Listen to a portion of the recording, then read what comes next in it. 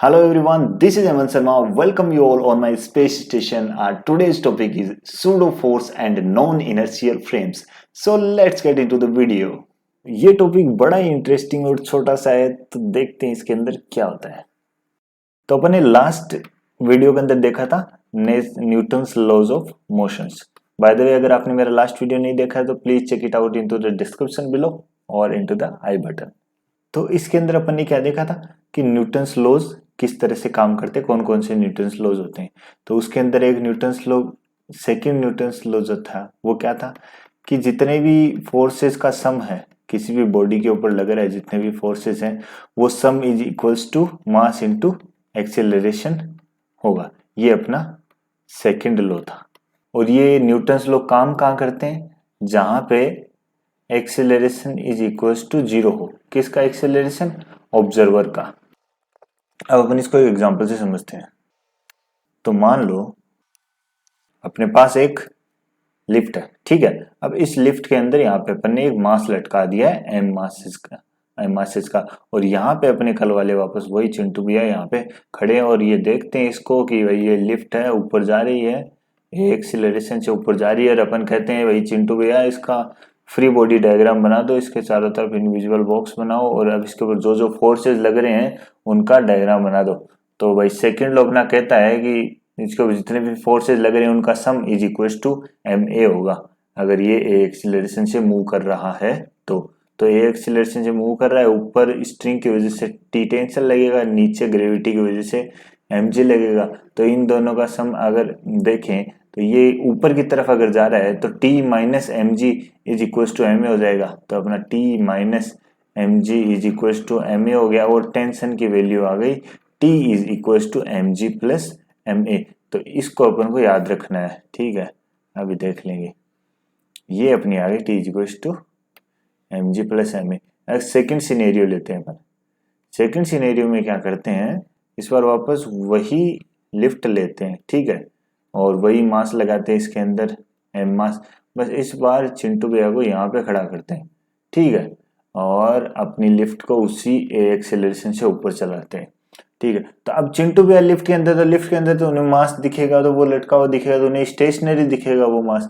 तो वो उसको अब अपन बोलेगा भाई चिंटू भैया अब की बार निकालो, उसका एफ बी डी बनाओ, उसका फ्री बॉडी डायग्राम बनाओ और फिर निकालो इसके जितने भी फोर्सेज हैं। तो भाई देखते हैं, भाई ये नीचे एम जी लग रहा है चिंटू भैया को मास पे, और ये ऊपर टेंशन लग रहा है, इक्विलिब्रियम में है, तो tension is equal to M G.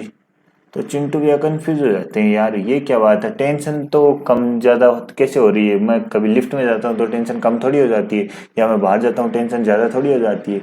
तो मेरे आने जाने से या फिर मेरे लिफ्ट के अंदर होने से बाहर होने से ये कैसे फ़र्क पड़ रहा है? तो चिंटू भैया टेंशन में आ गए।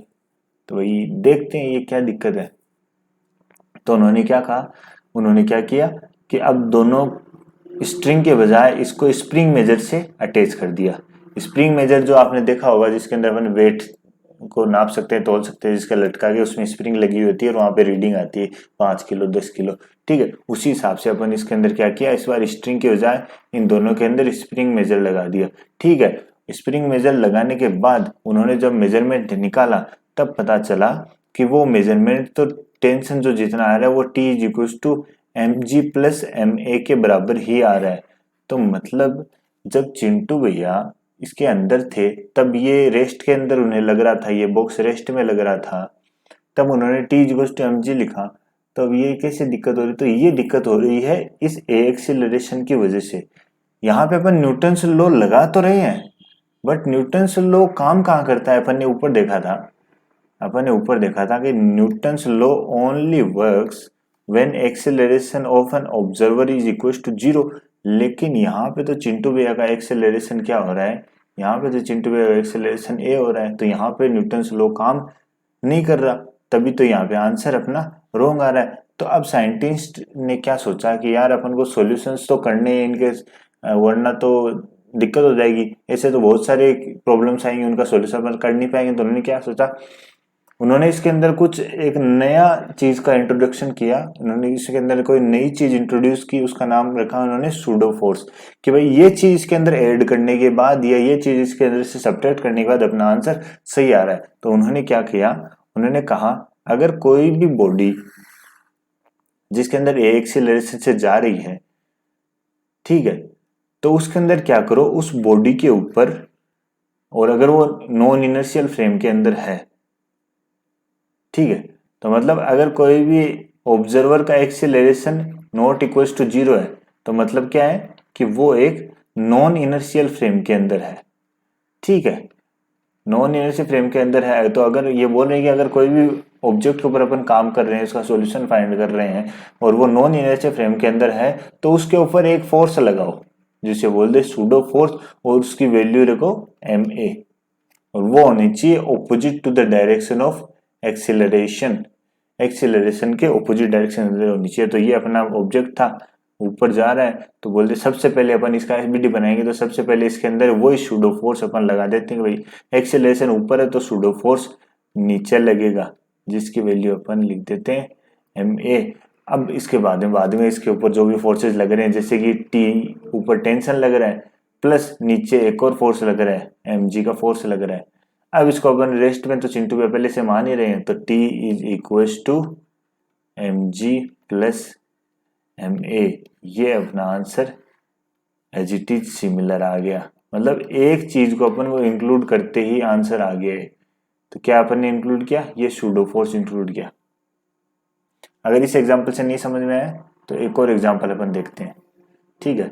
वो एग्जाम्पल क्या है, वो एग्जाम्पल है, ये लेते हैं अपन एक ट्रक लेते हैं, ठीक है भाई, बड़ा सा एकदम मर्सिडीज वाला ट्रक लेते हैं। अब लगे ट्रक लगे तो ठीक है, नहीं लगे तो भी ठीक है भाई, क्या कर सकते हैं, ये बैठा भाई चिंटू भी चला रहा है इसको, ठीक है। तो इसके अंदर क्या किया, इसके अंदर अपन ने एक बॉल लटका दी, ठीक है, और यहाँ पे अपन ने डॉक्टर साहब को खड़ा कर दिया, ठीक है। अब जैसे गाड़ी चली एकदम तेज, जैसे गाड़ी चली तो ये बॉल क्या ऐसी पोजीशन में आ जाएगी, ऐसे टेढ़ी हो जाएगी। तो भाई ये चीज यहाँ पे समझ में नहीं आ रही कि ये इधर ऐसे क्यों जा रही है, अपन तो गाड़ी आगे लेके जाते हैं, इसके ऊपर कौन सा फोर्स लग रहा है, ये ए एक्सेलरेशन आगे जा रही है, तो मतलब यहाँ पे क्या अपन को सूडो फोर्स का इंट्रोडक्शन लाना पड़ेगा, क्योंकि ये एक नॉन इनर्शियल फ्रेम है, गाड़ी ए एक्सेलरेशन से आगे जा रही है। अब ये सोल्व कर रहा है बंदा, ये पीछे जाती हुई दिख रही है इसको, तो अब ये इसके ऊपर क्या करेगा, अब इसका एफबीडी बनाएगा। तो इसका एफबीडी बनाएगा तो क्या देखेगा कि इस डायरेक्शन के अंदर, तो इसके ऊपर एक एक्सेलरेशन के ऑपोजिट डायरेक्शन में अपन को लगाना है, तो इस डायरेक्शन के अंदर अपन को एक एम ए लगाना है, नीचे इसका एम जी लग रहा है, और ये इसकी डायरेक्शन के अंदर टेंशन लग रहा है। तो अब इसको सॉल्व कर लेंगे। अगर ये थीटा एंगल से है, तो अगर ये थीटा तो ये भी थीटा, तो यहाँ पे ये भी थीटा, तो अब अपन टी को ब्रेक कर लेंगे, ये हो जाएगा टी कॉस थीटा, कंपोनेंट्स ले लिए अपन ने, ये हो जाएगा टी साइन थीटा, इसकी अपन को कोई जरूरी नहीं है। और एज इट इज जैसे ये यहाँ पे आने के बाद, इस पोजीशन में आने के बाद, टेढ़े वाली पोजीशन में आने के बाद में तो इक्विलिब्रियम में है ही ना, वहीं पे रुका रहेगा जब तक ए एक्सीलरेशन से ट्रक आगे चलता रहेगा। तो इक्विलिब्रियम में है तो हॉरिजॉन्टल और वर्टिकल को इक्विलिब्रियम में ले लो। अगर अपन हॉरिजॉन्टल को लें तो M A is equal to T sine theta, यहाँ से टी की वैल्यू आ गई अपनी M A upon sine theta, ठीक है। और ये अपनी फर्स्ट इक्वेशन हो गई। और अगर वर्टिकली लें तो T cos theta is equals to M G, यहाँ से टी की वैल्यू आ गई अपनी M G upon cos theta, ये होगी अपनी सेकेंड इक्वेशन। अगर दोनों इक्वेशन को अपन इक्वल्स टू रखें, क्योंकि टी की वैल्यू बराबर है, तो दोनों इक्वेशन को इक्वल टू रखेंगे, M A upon sine theta is equals to M G upon cos theta, तो ये अपनी आ जाएगी